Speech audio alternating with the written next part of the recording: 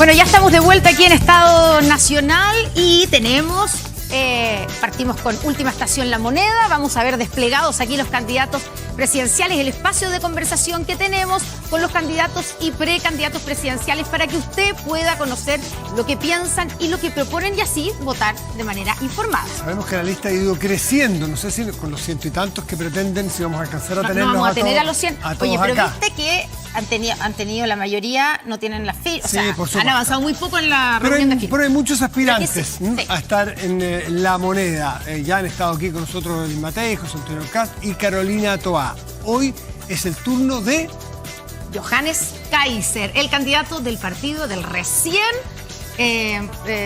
formado Partido Nacional Libertario.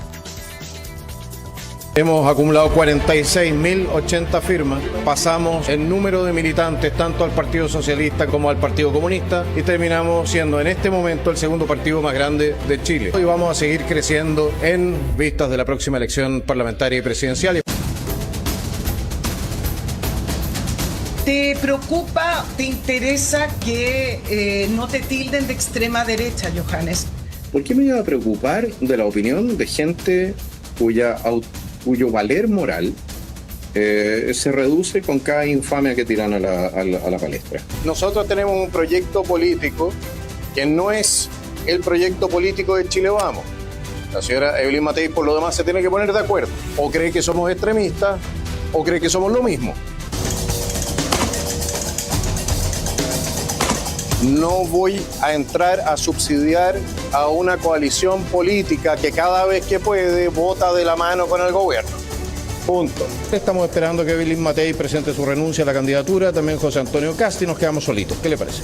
Hay gente que está especulando respecto de que la presión sería demasiado alta, de que los ataques serían demasiado duros, y yo estaría dispuesto a bajarme a cambio de un puesto senatorial.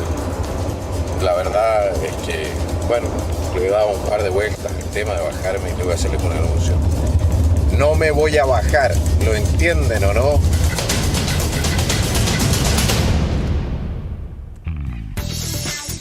No me voy a bajar, ¿lo entienden o no?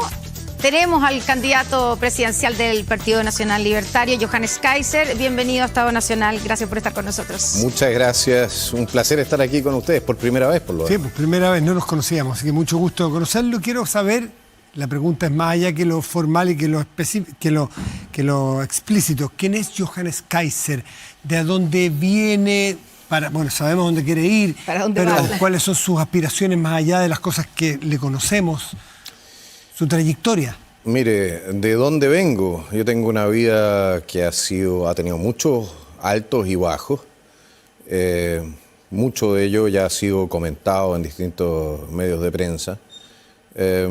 Y eso ha sido lo que me ha ido forjando como carácter. Nosotros vamos transformándonos en lo que somos de la mano de victorias, pero especialmente de las derrotas que nosotros sufrimos en la vida.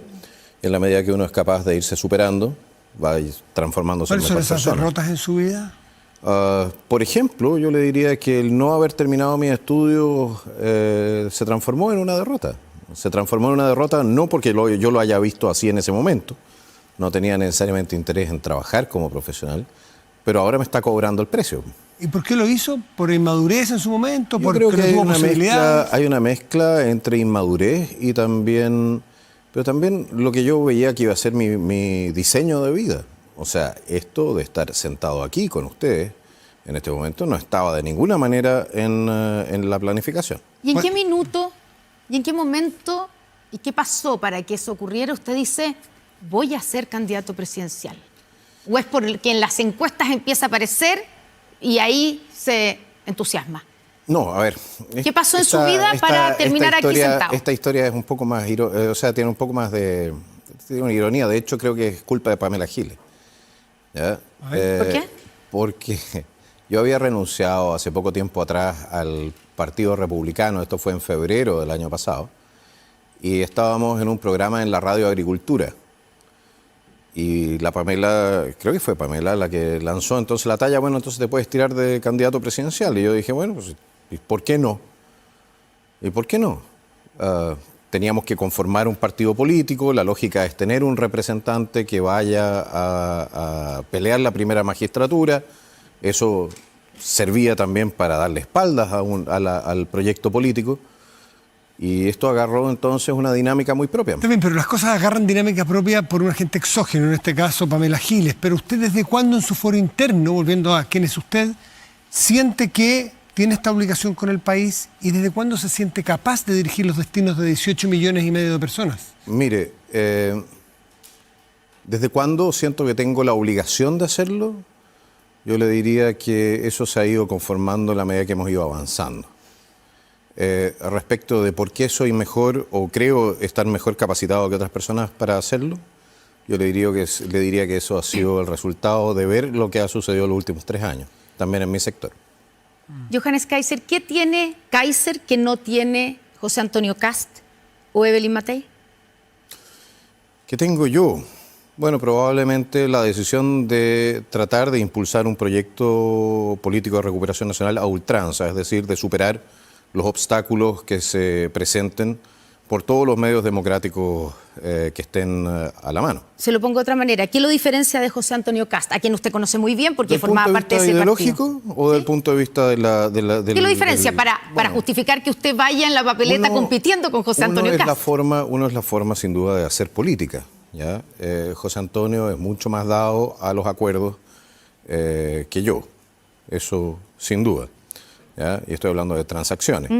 Pero por otro lado también hay un tema que tiene que ver con la ideología. Nosotros somos libertarios, yo soy libertario. Eso significa que yo no me meto en la cama de la gente, no me meto en la iglesia de la gente, no me meto en la mente de la gente. Creo que el Estado no debiese involucrarse en ámbitos sociales donde no es, porque el Estado no es señor, es supuestamente servidor de la gente. ¿Impulsaría en ese contexto la libertad para que cada persona pueda determinar para sí la eutanasia, por ejemplo, o promover que haya aborto libre para que cada persona tome esa determinación? Pero en el aborto libre usted está matando a una persona. ¿Cómo voy a entregarle a usted el derecho a destruir el proyecto de vida de un tercero? Estamos claros que desde el punto de vista de nosotros, que planteamos la defensa irrestricta o el respeto irrestricto al proyecto de vida de las personas, no puede haber aborto porque ahí están matando a una persona. No aborto libre, entonces. Estamos claros, Okay, y el aborto claro que no haya aborto. Y el aborto, la ley que tenemos hoy día, ¿usted la apoya, la ley de aborto en 3 causales? Así como está en este momento, yo le voy a decir una cosa, yo creo que sirve para encubrir a los violadores. Porque como no obliga a interponer denuncia respecto porque la causal es clara, es violación, sí, ¿cierto? Como no obliga a interponer denuncia, lo que hace es, sobre todo en casos de niñas menores de edad, que han sido abusadas por cercanos, lo que sea, se realiza el aborto y después las despachan de vuelta al mismo hogar donde han sido abusadas. Y ese tipo de cosas yo creo que efectivamente requiere de una reforma y creo que... ¿Pero una reforma de qué tipo? ¿Sacar la causal? Porque son dos cosas distintas. Si o perseguir a los violadores. Mire, una cosa está clara. Si usted está dispuesto, como sociedad, ¿ya? Y yo creo que ahí hay un conflicto moral bien profundo. Si usted está dispuesto como sociedad a matar a un inocente y no está dispuesto a perseguir al violador, entonces tenemos un problema. ¿En eutanasia, Johannes? La eutanasia es una decisión muy personal. Yo creo que cada persona tiene derecho a decidir en ese sentido sobre su propia vida. Otra cosa es que me cobren a mí o exijan que yo financie el suicidio de una persona. ¿Impulsaría la eutanasia? No creo que yo pueda obligar a otra persona a financiar o a ayudarme a mí a poner fin a mi vida. ¿Ya? Eso pero no el creo que suicidio sea asistido correcto. sí, o sea, usted está haciendo una diferencia entre la eutanasia, que es que otra persona, un médico, ayude a morir. El suicidio asistido, ojo, hay un camino bien delicado ahí entre lo que es el suicidio asistido y el suicidio recomendado, si lo quiere decir así. ¿Ya? Yo creo que es un tema al cual habría que meterle más ojo. Ya, pero entonces... En principio yo creo que todo ser humano es dueño de su existencia y yo por eso, por ejemplo, si una persona toma la trágica decisión, por lo demás, de poner fin a su propia vida, yo en ese sentido lo respeto. Usted no era diputado en el momento que se discutió, ni se sancionó, ni se votó otro tipo de legislaciones que están vigentes. Por ejemplo, usted de la Unión Civil, ¿qué pensó en su momento como ciudadano? O matrimonio igualitario. Es que no creo que exista algo así como el matrimonio igualitario. Yo creo que existe un contrato, ¿de acuerdo? Es un contrato entre partes. ¿Está de acuerdo que exista la posibilidad entonces Yo de creo- hacer ese contrato Yo creo en la a libertad unión de civil? contratación, pero no creo que sea un matrimonio. Yo creo que el matrimonio es un sacramento que se da única y exclusivamente en la iglesia. Pero eso es desde el punto de vista religioso, pero el punto Es de que vista del eso es lo que Estado... pasa. Es que No, desde porque- el punto de vista del Estado es solamente un contrato y es irrelevante desde mi perspectiva quién contrata con qué en la medida en que no se violen las normas. Por lo tanto, se lo pregunto de otra manera, ¿usted cree que una pareja homosexual tiene derecho a casarse bajo las leyes del Tiene Estado? derecho a contratar. Y Ah, tiene- pero para usted eso no es un Es que no es- matrimonio. no es un Y entre un matrimonio. hombre No y una creo que sea un matrimonio. Y entre un hombre y una mujer tampoco, entonces sería un No, matrimonio, tampoco es un matrimonio, contrato. es un contrato. Ya, es- Y de hecho el Código Civil lo describe así, lo dice, es un contrato entre un hombre y una mujer, bueno, lo que aparecía antes, entre un hombre y una mujer para, etcétera.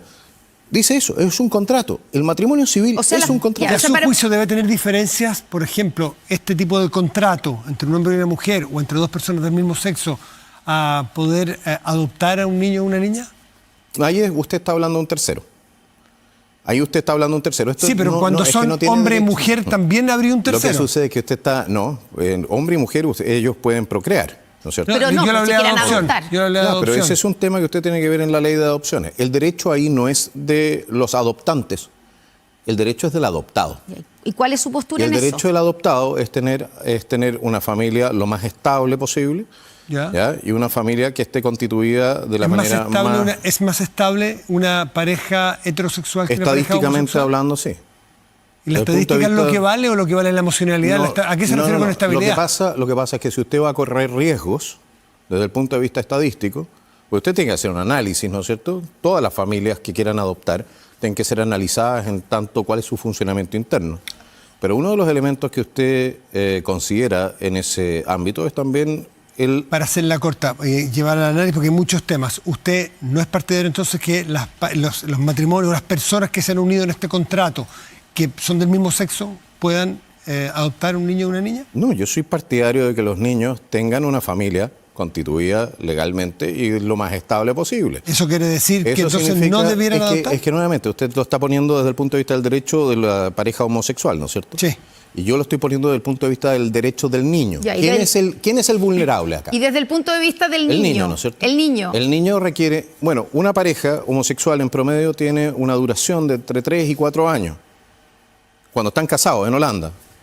¿Qué es lo que quiere usted entregarle a un niño que está siendo adoptado? La mayor estabilidad posible. Eso significa que si desde el punto de vista estadístico la mayor duración de matrimonio lo encuentra en el, Habría en que ver el las fuentes de sus régimen estadísticas, pero heterosexual, queda claro, usted... es evidente que usted va a tener que inclinarse por eso. Aquí, Por lo tanto, ese es el analicemos argumento- analicemos las cosas desde el punto de vista de cuál es el mayor beneficio para los En el niños. fondo, con el argumento que usted da, en base a esas estadísticas que le creemos la estadística, yo no sé cuál es la fuente, pero porque usted dice Holanda, porque aquí en Chile no hay estadísticas todavía, está recién el matrimonio Sí, pero igualitario. hay estadísticas en Inglaterra, se han hecho Pero, levantamientos en en el fondo, Holanda, en tienen más base a esas historia. estadísticas que usted tiene, sostiene que para el niño o niña en adopción no es recomendable porque es más riesgoso que sea adoptado por una pareja homosexual. Desde el punto de vista estadístico, efectivamente, usted tendría que analizar cada caso en su propio mérito. Ahora no nos olvidemos de una cosa, nosotros tenemos nuestro sistema de adopción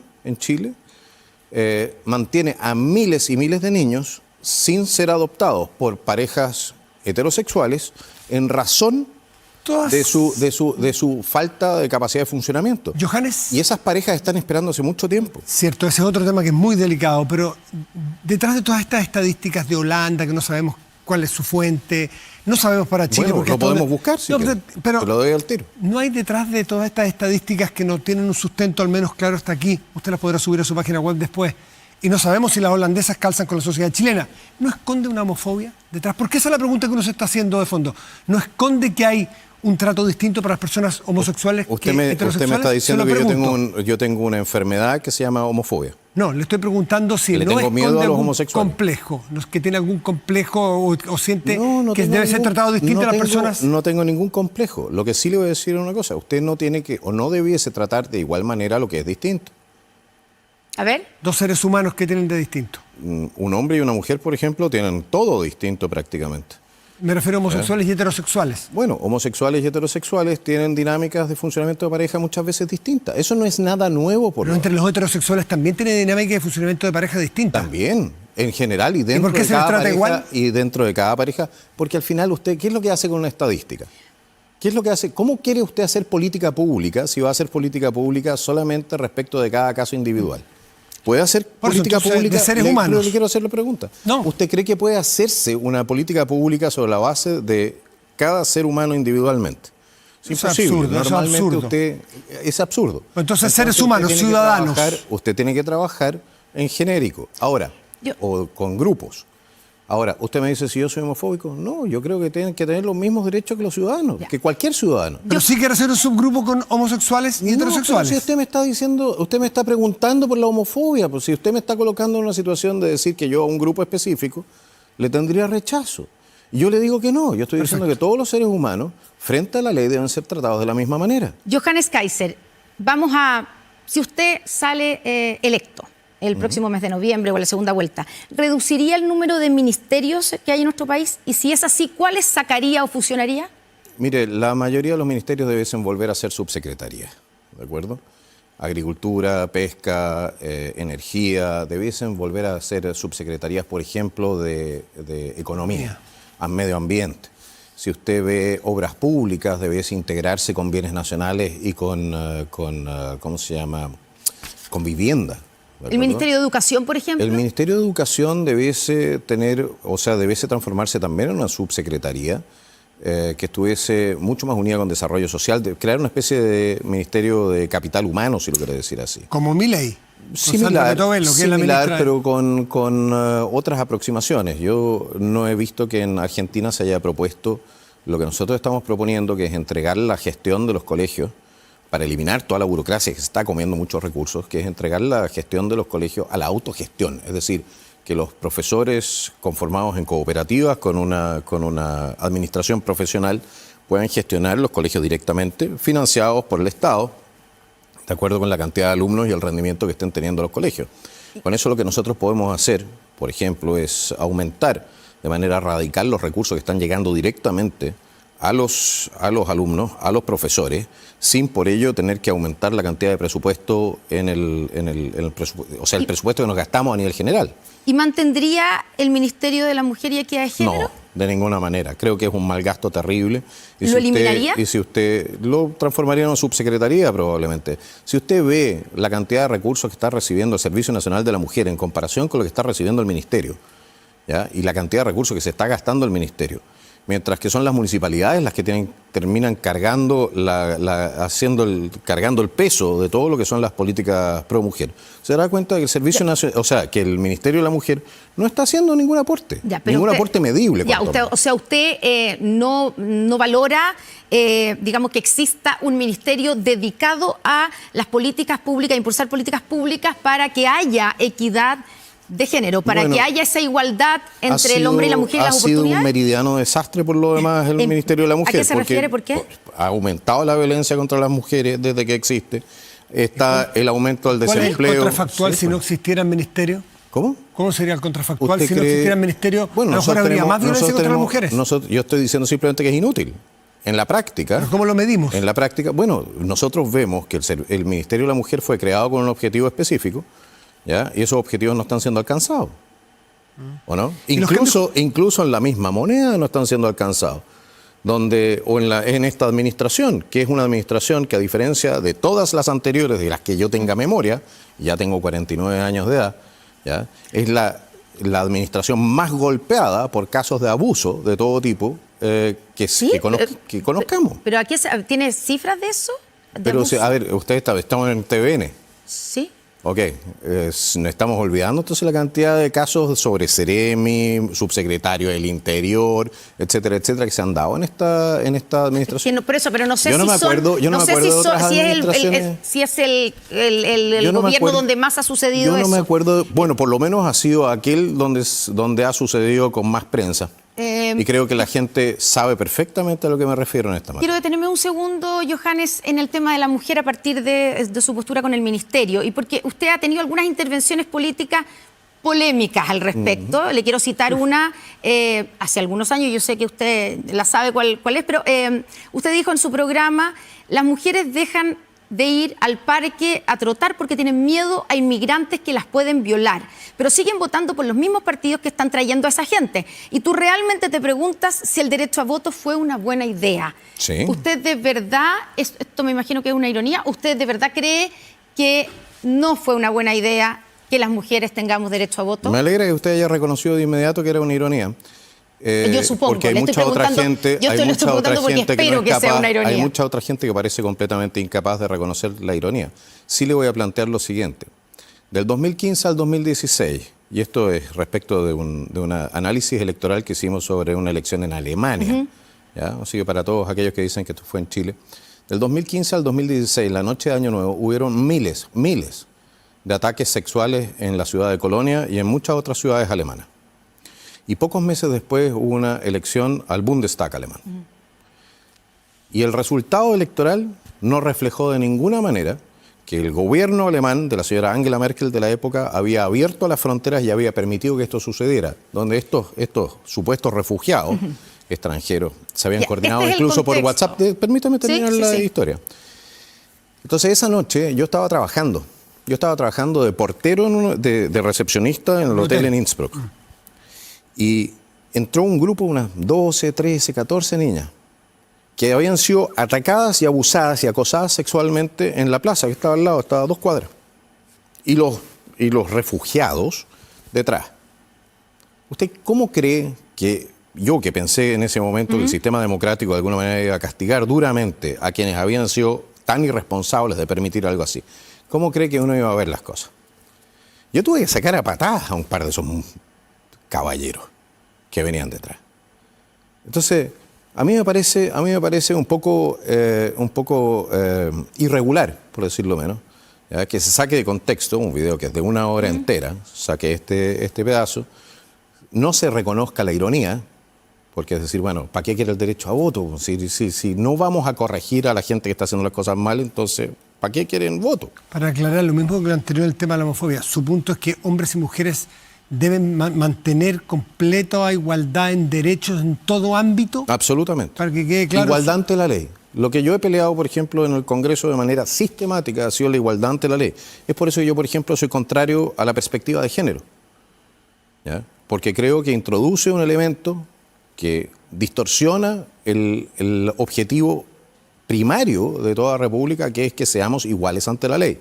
La justicia tiene que tratar a todos con la misma. O sea, está en contra, por ejemplo, de aplicar cuotas de género para minoría, como en este caso no somos minoría, pero a veces nos tratan como minorías para las mujeres. Es que si usted aplica, por ejemplo, una cuota de género en materia electoral, ¿okay? Usted está beneficiando a un grupo de mujeres, ¿no es cierto? Porque las mujeres son mayoría como votantes. Sí, pero históricamente no hemos tenido... Es que usted no puede castigar. No hemos tenido la misma oportunidad. Entonces... Es que usted no puede castigar a los hombres de hoy día por los pecados del pasado. Si usted está creando ¿cómo se dice? Una culpa hereditaria, entonces tenemos un problema. ¿Por qué castigo no es mejorar, no es enmendar un problema, una brecha cultural que tenemos, cosa que los partidos, de entrada me refiero, por lo pronto pongan la misma cantidad, es distinto a la salida, estoy de acuerdo, electoral, pero que todos presenten números igual de hombres y mujeres, que los partidos hagan un esfuerzo de buscar mujeres? Mire, porque lo más fácil es buscar entre hombres culturalmente. En principio no hay ninguna dificultad con eso. Yo creo que hay partidos que tienen mayor representación femenina dentro de sus filas que otros, sin duda. Ahora, cuando usted tiene, por ejemplo, o usted ve la participación en política, sí, hay más interesados masculinos que femeninos, especialmente para las... ¿O hemos educado más a los hombres para...? No sabe lo difícil que es conseguir candidatas mujeres, y no es tan fácil. Bueno, por eso es que la ley de cuota a lo mejor trabaja el músculo para hacerlo. Pero es que no es solamente que uno no quiera, sino que es muy difícil encontrar mujeres que estén dispuestas a hacer esa pega. ¿Y por qué, Johannes? ¿No será porque las mujeres culturalmente se les ha educado para que ellos cuiden a los adultos mayores de su familia, para que ellos salgan menos al ámbito laboral? No lo creo. Yo creo que tiene que ver, bueno, hasta cierto punto puede tener que ver con eso, puede tener que ver con la cantidad de obligaciones que tienen, ¿ya? Pero por otro lado también hay que tener presente lo siguiente. Son, de alguna manera, los varones los más agresivos en materia de buscar ciertas posiciones de poder. Eso es, no sé si es biológico o no, pero sí puedo decirle lo siguiente, es medible, son más agresivos y en ese sentido es más fácil conseguir, por ejemplo, candidatos que se expongan también a lo que es un proceso electoral. Por eso hay que tratar de ayudar también que a las mujeres se atrevan. Pero vamos a otro tema, Johannes, pero vamos por el tiempo. tema, pero a mí me gustaría hablar del tema de salida, porque yo estoy absolutamente de acuerdo con ustedes que nosotros deberíamos tener más mujeres. ¿Sí? Nosotros lo tratamos de hacer en el Partido Nacional Libertario, de llevar más candidatas, y de hecho vamos a llegar grandes candidatas. Pero el tema de salida, ¿ya? Si usted pone paridad de salida, lo que usted está haciendo es decirle a los votantes, tanto hombres como mujeres, sabe que más yo su deseo, su voto, no lo respeto, yo le voy a poner entonces el candidato que yo creo que lo va a representar de la paridad mejor. De entrada, no de salida. Y de la paridad de entrada, hablemos. De la paridad de salida, nica. Johannes Kaiser, usted dijo que una de las diferencias que lo diferencia con José Antonio Kast es la tendencia a llegar a acuerdos de José Antonio Kast. Sin acuerdos, ¿cómo pretende gobernar si es que usted llega a la moneda? Mire, siempre depende de la calidad del acuerdo. ¿De acuerdo? Si usted empieza a empujar el carrito en dirección a lo que usted cree que es el estado deseable, perfecto. Si usted avanza un par de pasos, maravilloso. Si avanza uno solo, todavía es bueno. El problema es cuando usted empieza a cerrar acuerdos, que lo que significan es que su carrito termina moviéndose en la otra dirección. Ya, pero usted está consciente de que para gobernar necesita ceder, necesita acuerdo y para tener un acuerdo uno necesita ceder posiciones, no puede ganar la entera, ¿cierto? Depende. Pero no hay acuerdos. Yo no puedo, a ver, yo le voy a decir una cosa, cede. si yo quiero bajar impuestos y los otros quieren subir impuestos, entonces el acuerdo sería que no hagamos nada. Buscar compensaciones, por ejemplo. Ahí está el tema, buscar compensaciones. ¿Cómo busco compensaciones si necesito bajar impuestos? Todo el mundo está de acuerdo en bajar impuestos, pero hay gente que no quiere reducir el gasto. Pero no es reducir todas las diferencias al blanco y negro. Usted quiere subir y yo bajar, entonces cada uno para su casa. No, lo que pasa es que usted tiene ciertas situaciones que usted puede enfrentar en la práctica solo de una manera y eso tiene costo político. ¿Ya? Usted no puede mantener un gasto alto cuando tiene ingresos que se van reduciendo cada vez más. Punto. Usted tiene en algún momento también que decidir qué programas del Estado son los que mantiene y cuáles son los que elimina, sobre todo cuando tiene problemas de recursos. Nosotros tenemos un déficit fiscal permanente. Entonces, cuando usted entra a negociar ese tipo de cosas, sí, tiene que conversarlo, pero hay que tener presente lo siguiente, tomar medidas a medias puede ser más contraproducente, y eso se lo puede mostrar el señor Macri en su momento, puede ser más contraproducente, ¿ya?, que ir realmente por todo. Johannes Kaiser, usted dijo también, no lo dijo acá, pero quiero preguntárselo, pero lo dijo en una entrevista que tuvimos en la radio, que Evelyn Matei para usted no era de derecha. No, eso es lo que ella ha dicho. Ella ha dicho que es de centro derecha. Ah, bueno, entonces no es de derecha. Ya, ¿usted no la considera de derecha? Yo creo que es bastante más de centro que de derecha. Ya, y si ella pasa a la segunda vuelta, no pasa usted ni José Antonio Kast, ¿usted va a votar por ella, haría campaña por ella? Personalmente, bueno, si nos entregan garantías. ¿Garantías de qué tipo? Garantías, por ejemplo, que no van a volver a subir los impuestos, no van a crear nuevos ministerios, de que no van a mantener la frontera abierta, que nos entreguen garantías. Si nosotros lo que estamos esperando... Ya, pero entonces la apoyaría. No. Primero me tienen que entregar las garantías. ¿Ya? No, si el orden de los factores tiene que estar muy claro en estas materias. Nosotros no entregamos apoyo a cambio de nada. Tiene que existir. ¿No le gustan las negociaciones? Aquí sí, una negociación en la cual nosotros podamos empujar nuestro carrito en la dirección correcta. Materias de vida cotidiana de los chilenos y las chilenas, si usted fuese presidente... Hemos visto ahora que salió en el diario oficial el decreto que obliga a usar mascarillas, por ejemplo, en emergencia, en las urgencias de los hospitales. Usted sabemos que tiene alguna cercanía con los mundos antivacuna. Han llamado a aumentar los programas de vacunación. ¿Qué haría usted en el Ministerio de Salud?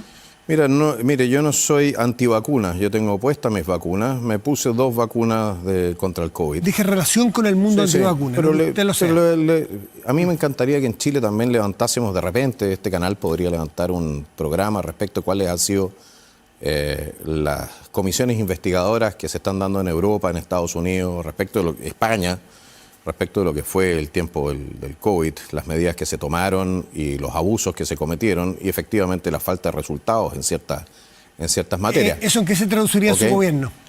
Bueno, yo creo que nosotros tenemos que crear un fondo, y de hecho en el primer año de este gobierno nosotros un proyecto de resolución se lo solicitamos al presidente de la República, crear un fondo para ayudar a las personas que quedaron con secuelas por la vacunación. ¿Mantendría las vacunas que hoy día a los niños y niñas al nacer se les pone en nuestro sistema de salud pública? ¿Sabe cuántas dosis son? Usted no lo sé, pero ¿se las mantendría? Bueno, son 72 dosis en total. ¿Usted se las mantendría? Yo creo que tendríamos que analizar seriamente el programa de vacunación, cuanto menos lo obligatorio. Están haciéndolo ahora en Estados Unidos en varios estados, no porque las vacunas en sí individualmente sean malas, ¿no? Sino porque las vacunas funcionan con metales pesados para fijarse el cuerpo. Habría que ver si efectivamente eso está teniendo un impacto o no en la salud. ¿Usted modificaría entonces el plan de vacuna de recién nacidos en Chile hoy? Yo no voy a modificar nada, eso lo vamos a dejar a los especialistas. Johannes Kaiser. Porque yo no soy especialista en la materia. Yo solamente le digo lo que está sucediendo afuera de Chile y lamentablemente creo que en nuestro país, como miramos mucho hacia el ombligo, no estamos observando qué es lo que sucede fuera de nuestras fronteras, lo cual nos puede servir a nosotros para tomar mejores decisiones en el futuro. Johannes Kaiser, tenemos un problema evidente con el crimen organizado en nuestro país. Oh, sí. Deme 2 medidas que usted aplicaría si es que llegara a la moneda para combatir el crimen organizado. Para el crimen organizado, usted tiene que combatir el lavado de dinero, y eso significa que tiene que fortalecer la unidad de análisis financiero. No puede ser que nosotros tengamos 50 funcionarios en la unidad de análisis financiero, es ridículo, ¿ya? Ese es un elemento, y el segundo elemento es que usted tiene que controlar las fronteras de este país. ¿Cómo las controlaría? Sí, bueno, ¿qué le parece si en vez de tener solamente 3 escáneres para controlar container, efectivamente empezamos a controlar todos nuestros puertos? ¿Qué pasa? Empezamos a controlar un porcentaje mucho mayor de la carga que pasa por nuestros puertos o que entra a través de nuestras fronteras. Nosotros tenemos que hacer mucho más difícil que Chile sea un portaaviones para la exportación, por ejemplo, de droga a Europa. Nosotros creo que la mitad de la droga, un poco menos de la mitad de la droga que sale a Europa, pasa por puertos chilenos. Es absolutamente inaceptable. Eso significa que tenemos que fortalecer aduanas, tenemos que fortalecer la unidad de análisis financiero e impuestos internos.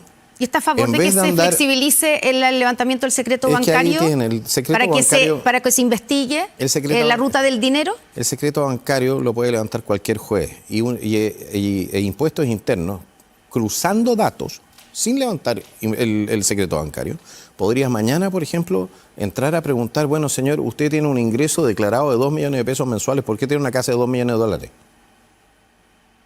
Lo podrían hacer si 78 funcionarios tiene la UAFA. 78, gracias. Ya. Eso incluye, por supuesto, también aquellos que no son fiscalizadores. Nos pilló el tiempo, que tantos temas, Banco Central, tantos temas. Impuestos internos, tenemos que impulsar a que impuestos internos, de la mano de investigaciones, empiece a revisar que la gente pueda efectivamente justificar la propiedad que tiene en su nombre. Johannes Kaiser, muchísimas gracias por estar esta mañana con nosotros. Muchísimas gracias por la invitación. Muchas gracias, y muchas gracias a ustedes por acompañarnos en esta mañana. Que tengan muy buena semana y nos encontramos en 7 días más en un nuevo Estado Nacional. Chao, Connie.